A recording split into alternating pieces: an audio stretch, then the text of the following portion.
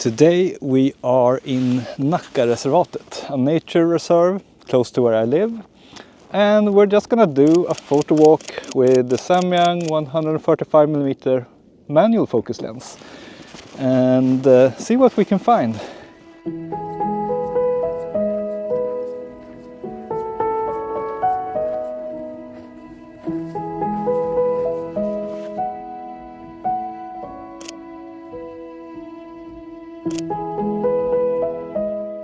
And the Samyang 145, not only is it the sharpest lens I own, it also produces a very beautiful bokeh. And on top of that, another reason I love it is that it can focus very closely for a non-macro lens.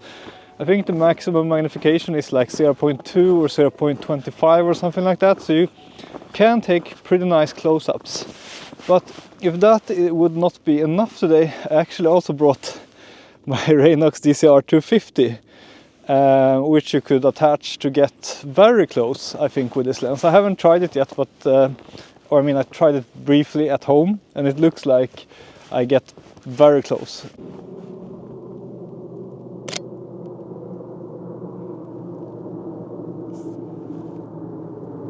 Gonna use a slightly smaller aperture, f5.6.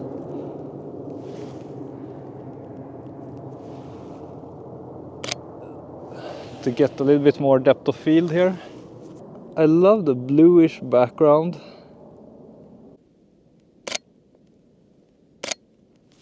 Trying to find a good framing.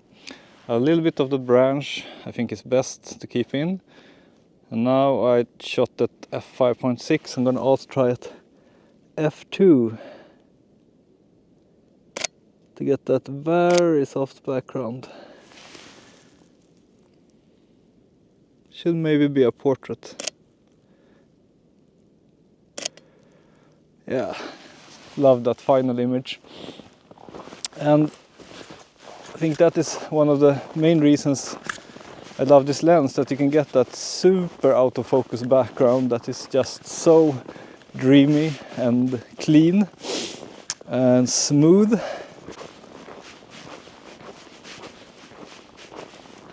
Such a beautiful landscape here on the other side. I'm gonna go down here and try to snap a photo, because I think my focal length 135 is probably perfect.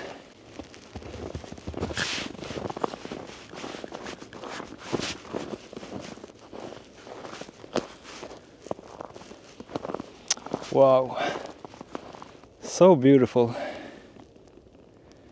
Just gotta be careful here, because I don't think the ice is very thick, or at least I'm not willing to chance on that.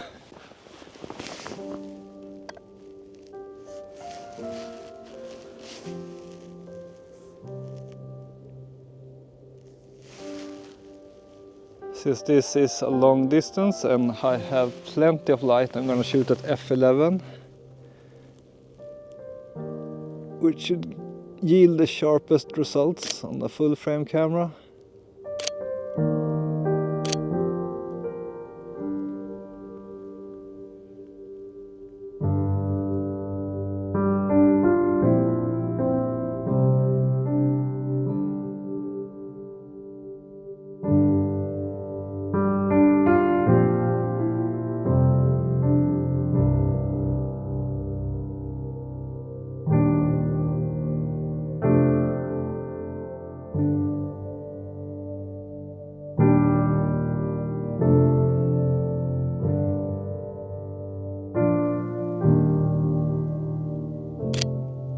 Okay, so 145mm was a little tad too tight for this distance, but when I shoot in portrait mode I kind of get everything in frame, so that's good. Gonna try to back off a little bit to see if I can get a little bit more in frame.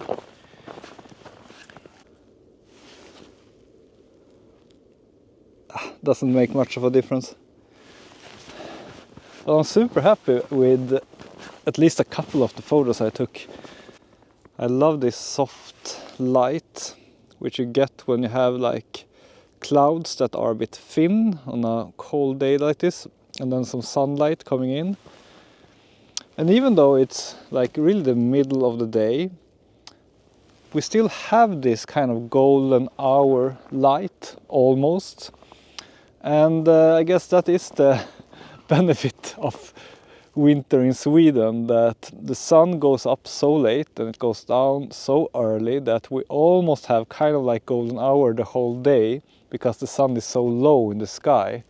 So yeah, we have a lot of dark days as well, but when the sun is out, you really gotta take advantage. Okay, so I walked a bit more around this lake and I have another vantage point and good light, so I'm gonna try to snap a couple more tree shots.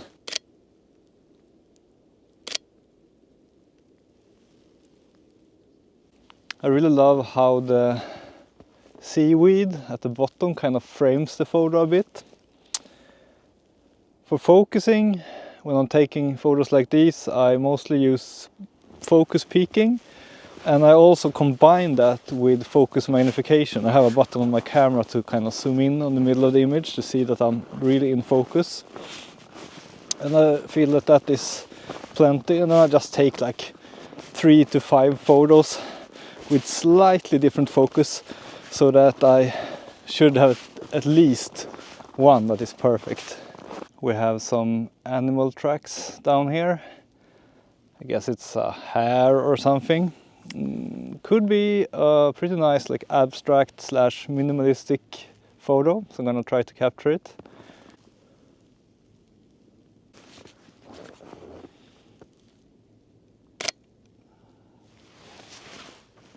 Wasn't too good, not really happy with the angle I have here.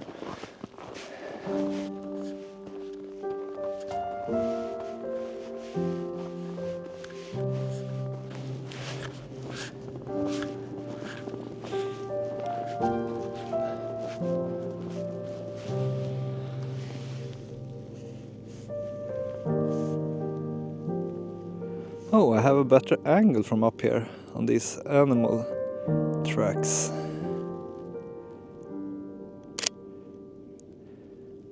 Maybe this could become a viable photo. Or maybe not. At least here, this angle is a bit better, I think.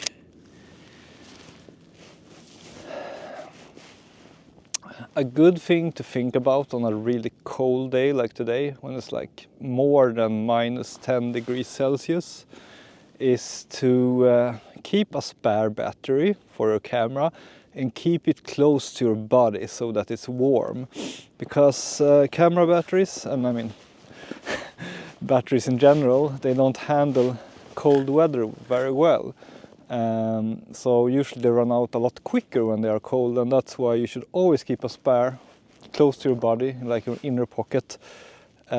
So far though, today, -11, my camera doesn't seem to have a problem at all, but you notice more of these problems when it's like -20 or so. And also it feels like the batteries are getting better and better at handling the cold. 5 years ago, I think I had a lot more problems with this.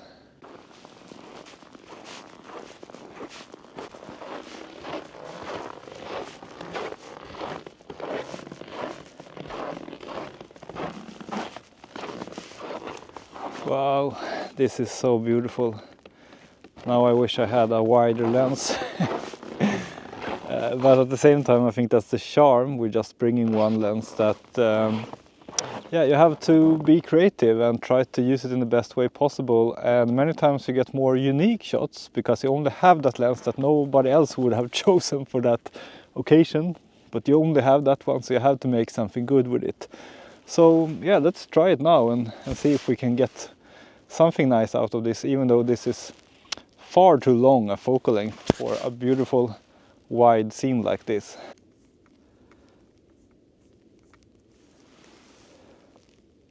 I'm gonna go for the trees here at the edge over there.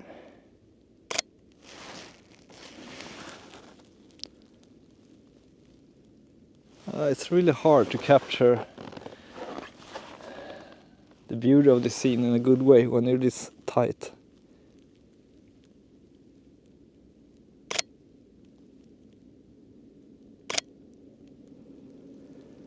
Okay, I think that is probably the best I can do. But I'm gonna actually resort now to my iPhone, I think, because I want to capture this scene. And in good light like this, you can get a very nice photo with an iPhone.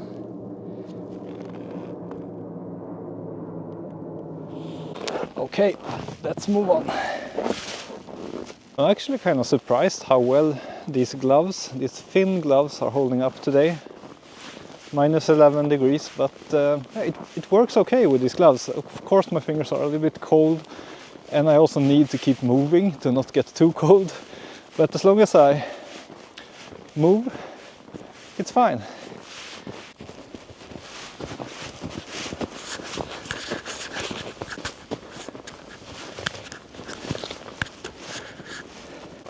Trying to get to a good vantage point here.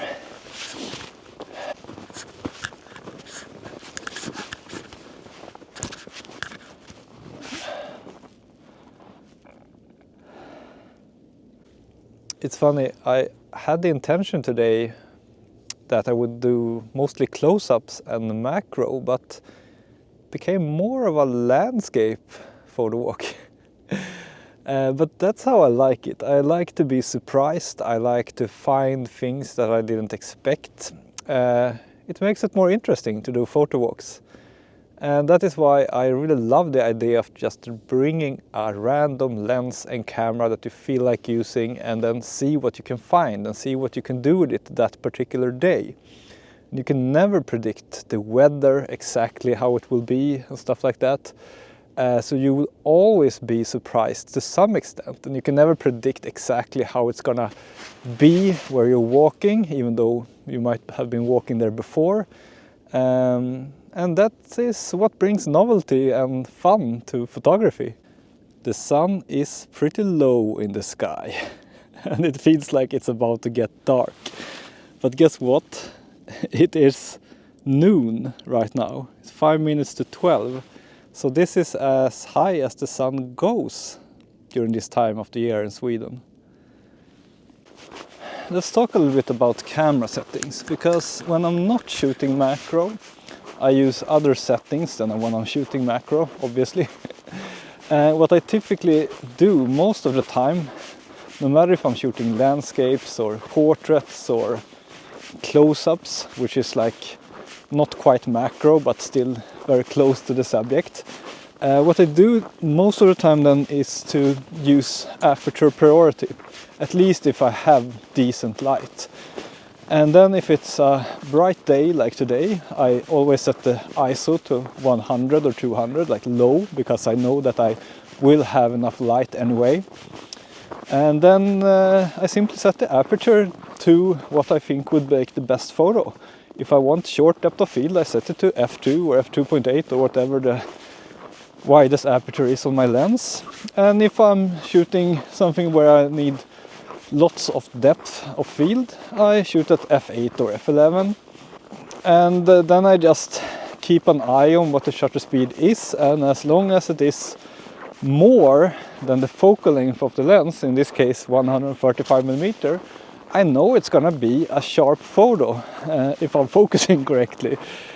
And if I see that the shutter speed is becoming too slow because it's a bit too dark, then I simply open up the aperture a bit or increase the ISO. Sometimes I also use the exposure compensation dial that most cameras have, which will increase the shutter speed but make the photo a bit darker, which is not a problem if you're shooting in RAW and editing the photo afterwards. So that's how I go about settings in a daylight situation like this. If it is dark, like in the night, I usually use shutter priority. And I set the shutter speed to whatever I think is necessary to get the sharpness I want.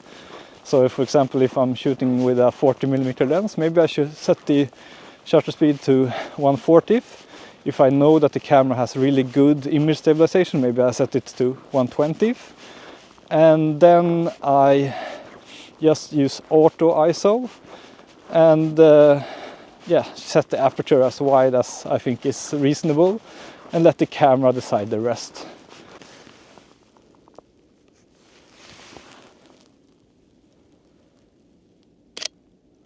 Have even more beautiful trees here. Shooting now at f8, ISO 100 in aperture priority mode.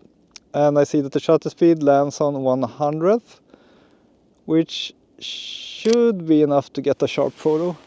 But just in case, I will change the aperture to f5.6, take another shot.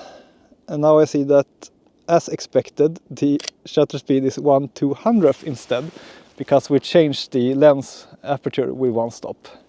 And to use the same shutter speed as the focal length is an old trick that I learned a long time ago, before in-body image stabilization was common. So this rule is when you don't have in-body image stabilization.